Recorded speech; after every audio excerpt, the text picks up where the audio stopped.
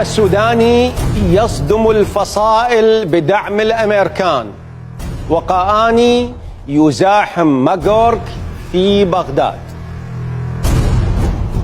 ردنا عون طلع فرعون، هذا هو لسان حال بعض قوى الإطار وهي تراقب مواقف محمد الشياع السوداني، خصوصا بالعلاقات الخارجية والموقف من بقاء القوات الأمريكية بالعراق.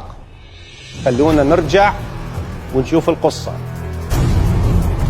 اللي صار باختصار انه محمد الشياع السوداني اثناء زيارته لألمانيا سوت وياه صحيفة أمريكية حوار وسألته عن موقفه من وجود القوات الأمريكية بالعراق، وكانت المفاجأة قوله انه العراق بحاجة للقوات الأمريكية للحرب على الإرهاب، ووصفها بالصديقة، وشدد على استمرار التعاون مع واشنطن بمختلف المجالات.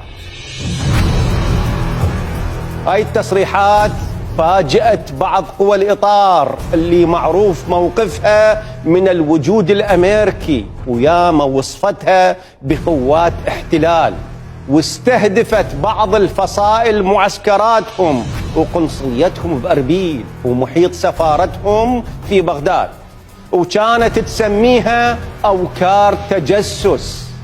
ولطالما طالبت حكومة الكاظمي برحيل الأمريكان. بحسب المنطق حكومة السوداني إطارية، ومن المفترض برئيس الوزراء أن يساير مواقف الإطار، بس اللي صار مختلف تماما. السوداني أثبت استقلالية واضحة بمواقفه وآراءه، واتضح أنه رجل عقلاني ويفكر ببرغماتية سياسية، مو فقط بموقفه من التواجد الأمريكي، بل بتحكمهم بالنظام المالي العراقي وسعر الصرف. لهذا بنفس الحوار أكد أنه سيبعث وفد رفيع لواشنطن تمهيدا لزيارته المقبلة. مو بس هاي، بل حتى حول اعتراض إيران على تسمية الخليج العربي بدلا من الفارسي، السوداني رفض الاعتذار وأكد أن العراق جزء من المنظومة العربية وحريص على ديمومة العلاقة مع دول الخليج العربي، وهذا أيضا موقف مضاد تماما لرغبة إيران وحلفائها بالعراق. هنا لازم ننتبه لشيء مهم قد يكون شجع السوداني على التحرر من وصاية الإطار، وهو انشغال قوى الإطار بصراعاتهم الداخلية على المناصب والهيئات المستقلة، خصوصا بين دولة القانون والعصائب. نعرف أن المعركة بينهم وصلت للذروة، والإطاريين مشغولين بها ويحاولون يحتووها. لهذا ربما ما قال قدهم مواقف السوداني بقدر انهماكهم بالصراع اللي يهدد بتفكك تحالفهم.